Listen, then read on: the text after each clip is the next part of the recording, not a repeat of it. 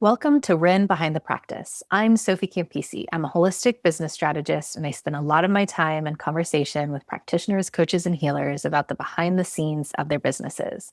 What I started noticing is that some of the most honest, important conversations about building a practice were happening quietly, one-on-one, behind the scenes, in isolation. And there's still so much internalized guilt and shame when the business side of things isn't working the way that we hoped, even when the work itself that we do is powerful. This podcast series exists to bring those conversations forward. The dreams, the uncertainty, the highs and the lows, the recalibrations, the messy middle. My hope is that by normalizing these conversations, we can soften the stigma, feel less alone, and start closing the gaps together. Today's guest is Karen Stacy. Karen supports strong women over 40 who are carrying it all alone by helping them exit masculine survival mode and let go, exhale, and finally feel relief without losing everything. Karen, it's so great to have you here. Thank you for showing up and having this conversation with me. Thank you so much. I'm looking forward to this. Me too. So, as you know, the goal of these conversations are to capture the real-time reflections, authentic, honest, and behind the scenes. So before we look ahead into your behind the scenes, can you share with us a little bit about the work that you're doing?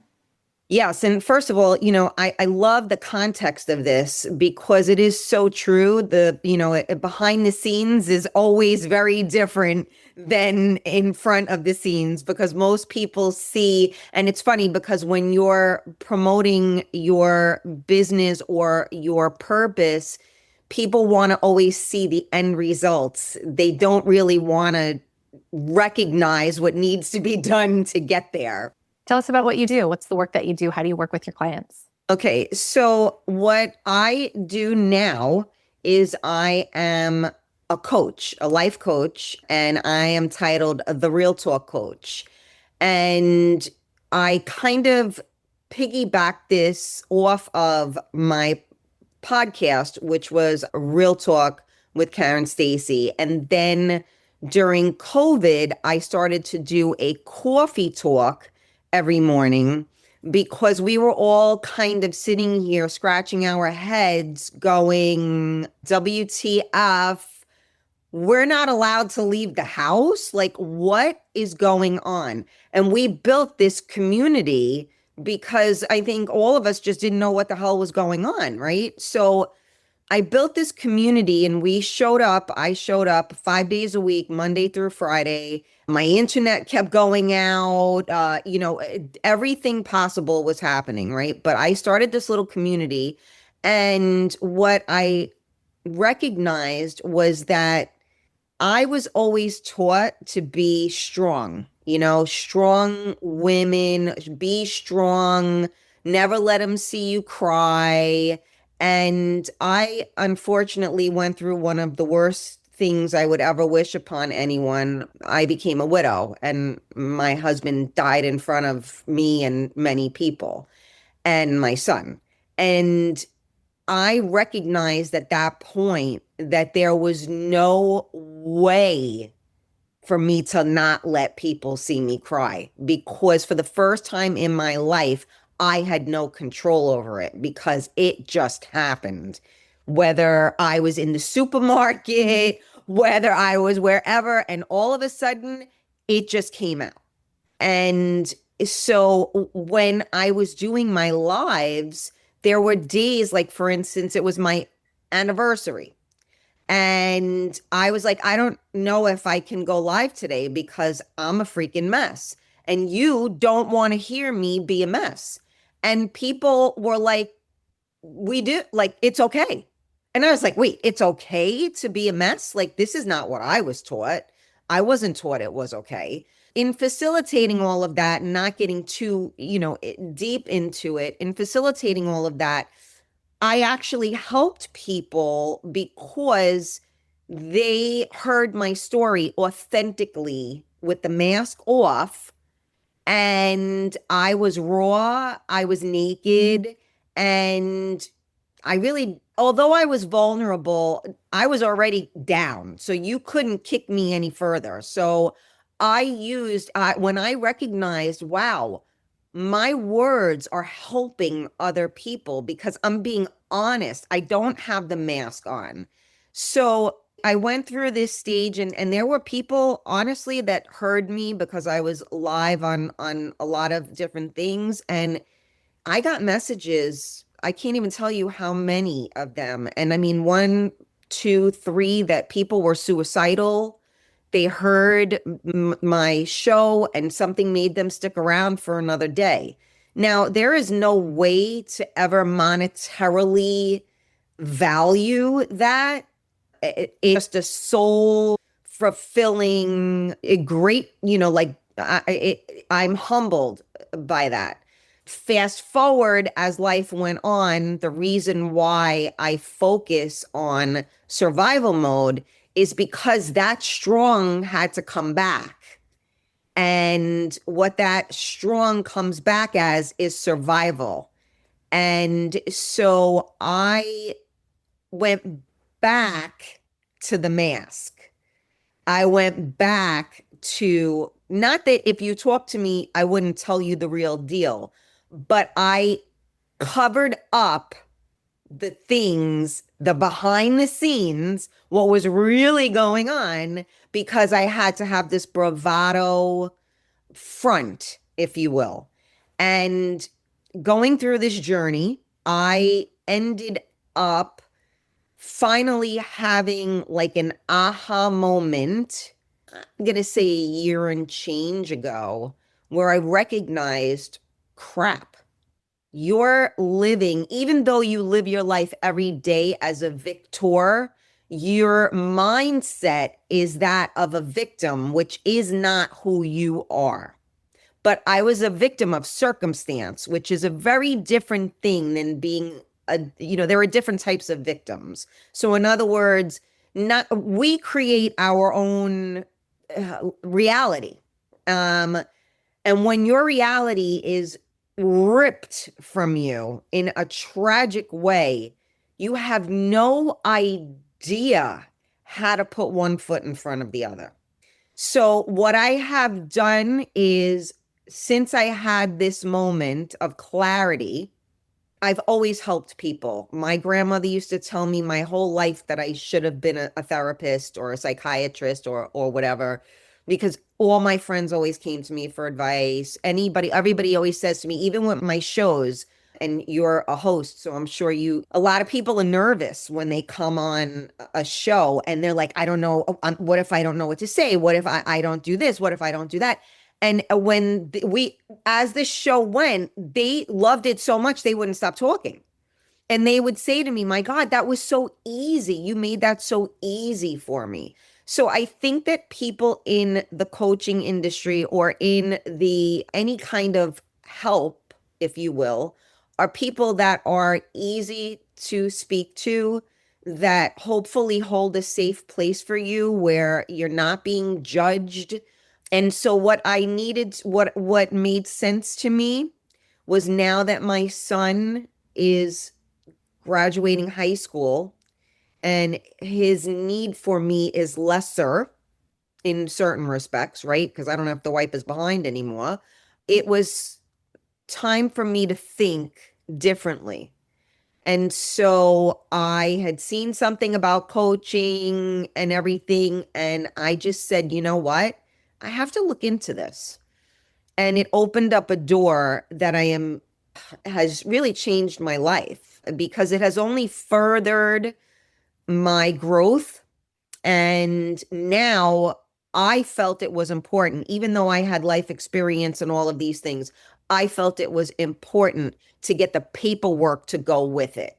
Because, in my opinion, and this is my opinion, is that I would feel irresponsible if I brought somebody to a place that they were raw and open and they didn't know how to put them back together again whole. Now, again, it's the client's responsibility to put themselves back together, absolutely. But it's, if I'm driving the car, I have to get us to the final destination. You're the passenger. You can co-pilot me, but at the end of the day, it's my responsibility to get you there. So for me personally, it wasn't enough to just have the life knowledge. I needed to combine that with the educational knowledge and feed my brain and my soul really with these things that can be life changing for others. So, on the business side, do you work in a classic coaching one on one style? Is that the main way that you work with people? I got my accreditation, the ICF accreditation a couple of months ago. I am in an NLP class. I do have other certifications behind me, but I just got my website together like, I don't know, a month ago. So I am launching I am open to everything. So one on one is where you get the most help, which I would do on Zoom. And then I am facilitating group sessions as well because I think that I know one of the biggest things that we don't always realize when we're in the muck is that you're not alone. There are other people that are going through the same thing, but not everybody what has the courage, and I'm going to use, I'm doing air quotes as I say this, to verbalize it because we weren't taught that way. A lot of it, depending on how you were raised. But old school, if you were raised old school, and I think I'm probably double your age, when you're raised old school, you keep your stuff to yourself. So we don't feel safe to open up. So creating a safe place is important to me. So one-on-one is where you're going to get the most, you know, personalized help, but you can also benefit from group as well. So I am doing both. Yes. When you look ahead to the next 6 to 12 months, you're in a great place, a great fresh starting place to build.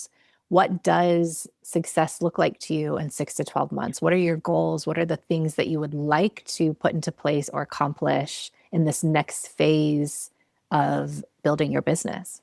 My first thing, and like I get a little emotional, is just I want to help as many people as I can. I want to scream from the rooftops to anyone that will listen to me that you are not alone and that there is light. It's just that when you're so far down in that rabbit hole, you just don't believe it. And my purpose is to help anyone that thinks they can't be helped because I know better than anybody what that despair feels like. So, was I perfect before my husband passed away? Hell no. I was always living in survival mode. He was my relief from it because he gave me a safe place. And most of us don't have a safe place. We could be married, we could have relationships. Sometimes those aren't safe places. So being vulnerable and being able to talk to somebody that is, first of all, if you have a coach, that coach's job is to help you. So friends are great, other things are great, but the problem with that is that they are not, their responsibility is to listen to you and be supportive if they can, but what they think and what you think may not be the same thing, right? So it's a different aspect. Now, for me, if I speak to a friend of mine, sometimes just saying it out loud is enough of what I need to get my brain into the right place. But that's also because I have the knowledge and the wisdom to carry myself to that point. Now, not everybody has that, and that's nobody's fault. It's just your past and it's how you've learned, like learning how to deal with things. So like that's why I scream about survival mode is I wrote my ebook is titled WTF. How is this my life? Because I work with these high achieving women who can rule the world, but quietly they are resentful and asking, who am I? Who even am I right now?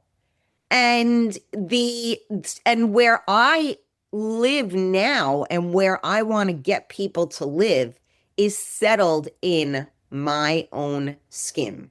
Steady, and I don't know if I'm allowed to curse, but unfuckwithable, because that is a statement.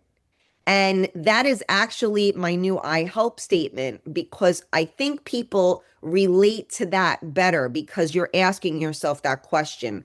When people, survival mode is, it's subconscious. You don't even know you're in survival mode. So that's what I want to accomplish. I want people to get, I say all the time, clarity is your superpower. And I want to give my women their superpower back. So, thinking about that goal, let's say that the goal of getting a steady and consistent client flow is fundamental or underneath you going deeper into your mission and deeper into your integrity to reach people. What do you feel like it's going to take for you to get there? So it takes a lot, because trust is something that you earn. It's not just given. And especially high functioning women in particular, like, why should I listen to you? I know that, right? So you have to have a rapport with someone where there's respect, and there's, what are the right, I'm trying to find the right words. I mean, respect the authority, the experience, the knowledge, all of these things, and you can't build that in a second. And so where it's challenging, especially in my niche, is tapping into that, because high functioning women do not recognize where they are because they don't have the opportunity to do so. It's like a prime example I'll give. I was hosting an event, I wear many hats, and I was hosting an event, and that morning I found out that my mother was going into hospice. And one of my close friends was there. He's not the biggest person on picking up on things, but I did this event and I had a smile on my face the whole time, and I had command over the room when my heart was broken. So that's a good example of somebody that is high functioning. And I knew what I did. And I said, I will deal with this tomorrow. Today, I have to do this. Now, most of us that are high functioning don't deal with it tomorrow. We push through another day. All right, you know what? Nope, I got to do this. Oh, this came up, that came up. All right, yeah, no, I know my mother. Okay. And you keep going. And when you keep going, you build this momentum of survival that is not useful and healthy. It is useful because you get from point A to point B. But if you're never at C, then none of that was useful. So, when it comes to that trust building and that, you know, getting the authority for your clear target market, these women that are high functioning, go, go, go, aren't always taking a breath or taking a pause to reflect enough to even say, I need help, much less, this is the type of help that I need. Do you feel like there are certain things that you are going to need to do on the business side to create that reality where there is the ability for you to build trust with your target market, your zone of impact, who you're meant to be working with? What a great question. And to be as real as could be, I'm trying to figure that out, because that's a hard door to knock down. Because a high functioning, powerful, strong woman, you got to but you hit that one spot and she's all in. But the resistance, because we're strong, we're stubborn, that's how we've gotten to where we are. So I'm battling the resistance. And also, most strong women already have the answers inside of themselves. It's just that if they actually allow themselves to feel that, how in God's green earth are they going to be high functioning? So it's the fear, right? And so for me personally, I need the truth. I don't appreciate people, like, I don't need to be validated. I feel like when somebody says certain things to me, it's condescending. I don't need you to tell me, okay. So that's where it's a hard market to get into, because I know for myself, I don't need the validation for this and that and this and that. It's nice to hear things, but also when we're strong and we're in survival mode, we don't want to weaken, quote unquote, again, air quotes, right? We don't want to weaken, because now if we look to that, like, oh, that actually felt good that somebody recognized that, like, holy crap, I'm doing this, I'm doing that.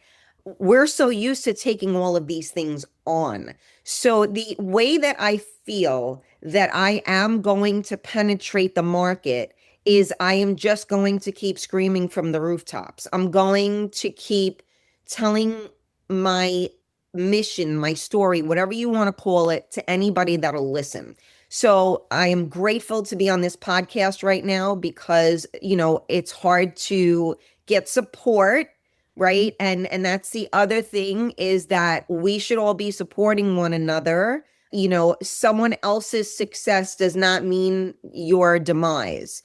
If we can all, I always say there are enough people in the world that we can all eat. And supporting each other is extremely important in that respect. So I will keep screaming it from the rooftops. I will keep making my little videos that I post on Facebook and Instagram all the time. And I will keep speaking to that woman that, and something at that point is going to hit, and she's going to say, holy crap, that's me. Which is the most powerful and effective thing that we can do when it comes to marketing, messaging, is that, in a nutshell, it's that our people say, that's me, when they hear us speak or they read something that we put. That is the thing that we are searching for to get to, is that experience. Because in the age of the online, running mostly virtual businesses, and there's so much out there online, we have a fraction of a second to get someone's attention. And it's not just getting their attention, especially in the work that we do. And you've already articulated this. It's deep work. Sometimes people don't want to hear it, right? It's not easy to take a before and after side by side photo. It has to hit their nervous system in a way that is instantaneous, where they're like, that's me. And then they lean in, and then they do the next thing. It starts with that first hit to the nervous system, that hit to the gut, that hit to the heart, wherever we're hitting them. It's not going to be mental. It's going to hit them somewhere else. And so what you said is absolutely, it's key. It's vital that someone hears you speak, hears your story, reads something that you did, and that their first thought is, that's me. That is what cuts through the noise. And that is so important. What is the cost if this doesn't all happen? If you can't find them, which I have no doubt that you will, but what is the cost? What is the cost to you, to other people, to the world, if you can't figure out the business side, if you can't connect to them? Cost is an interesting word. I think it would be sad. People need help. People need support. People need people. So, like, for instance, everybody works with AI. I never used it. And when I was writing, I wrote my ebook, like I said, WTF, how is this my life? And it's a guide for strong women, right? In survival mode. And I fought with AI because I really just wanted it to write, like, I wanted to recite, write it down, and then I go from there. And then it kept changing my words. And I go, I did not say that. And so nothing you ever see from me personally is AI like generated. It's me. And I told it once I learned how to use it, and all of that, I said, I am the boss. You are my assistant. So what the course that we're experiencing now is inhuman. And I was going to say, I mean, really, humanity is like on a thread at the moment. It's hanging. And you could talk to AI. And I mean, like, my father is 82 years old and, he thought it was great because he never heard of anything like this, right? And he's asking it all these questions. Now, AI is programmed to say X, Y, and Z. Now, does it have programming that's probably, has some coaching things in it? Yes, it does have all of those things, but it's not human and it is made to make you feel better. So when you have a coach, that is someone that is going to hold you accountable. So accountability is key. So the cost of things is everything. It's life. It's your life. So the cost to me would be that that no one's listening to me, that my pain will not serve a purpose for others. So the cost is really freaking high, and it has nothing to do with money. So beautifully said. Thank It you. is it is everything. It is everything. It is everything about humans and humanity, and it is everything that is good about us. Yeah. Yeah. Woo. It's a great way to end. Thank you so much for everything that has led you here. Thank you so much for everything that you went through to get to the place that had you answer the call to be of service to others. People need you, and it's not a small thing to answer that call to be of service and to start on the path that is inherent in that, which is part of why all of these conversations exist, because inherent in that is also we take on the task of entrepreneurship and business building, which is its whole other double whammy, triple whammy of hardship and evolution and transformation, taking on that path. And so here we are, mission driven, heart led service providers who become entrepreneurs and usually solopreneurs who have a North Star that is our mission, that is the thing that is so deep inside of us that we can't unhear. If and when we can't get the business side figured out, like you said, it's not just money. It is who we be. It's not just us saying, oh, shoot, well, there's not going to be another ice cream shop opened up or another hair salon or another gas station. It is who we be. It is deeper than anything else. And like you said, it's everything. It's everything to be able to figure this out so that we can fulfill our life's calling. Absolutely. And that's why, in a dog eat dog world, it's nice to have everybody can support everybody, and there is enough for everyone to eat. So there's no reason to quote unquote steal other people. There's no reason. I know they say, copying is, the greatest compliment, right?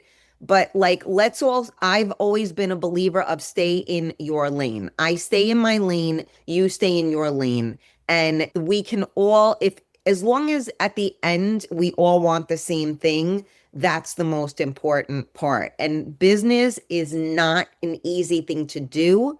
I've had many different types. I grew up in my parents owned a business. It's one of the hardest things to do. And most people think that all business owners do is count money at the end of the day, which is the biggest fallacy going. So that's why I appreciate people helping each other and collaborations because these things all piggyback off of one another.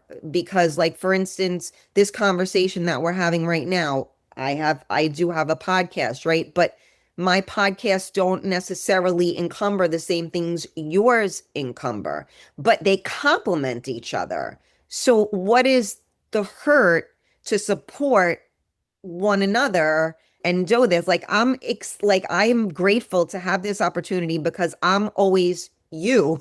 I'm always on the other side of it. And I actually thought about doing a podcast. Well, I've talked by myself. I could talk by myself for hours, but I was thinking about doing an interview for myself. I don't consider, I'm not an interviewer, so I never said that. Like, I'm not a journalist. I don't do that. I ask questions. And now, as a coach, I ask good questions. Well, I always ask good questions, but I ask different questions now. And so by taking all of those things, right, the knowledge, the experience, the quote unquote tools, and all those things, now it is so much bigger and it hits in so many different places.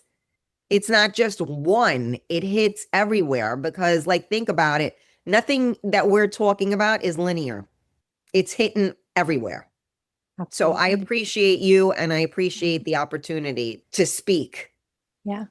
You're so welcome. And the honor is mine as well. So thank you again, Karen. And for those of you listening, if any part of this resonated, you are absolutely in the right place.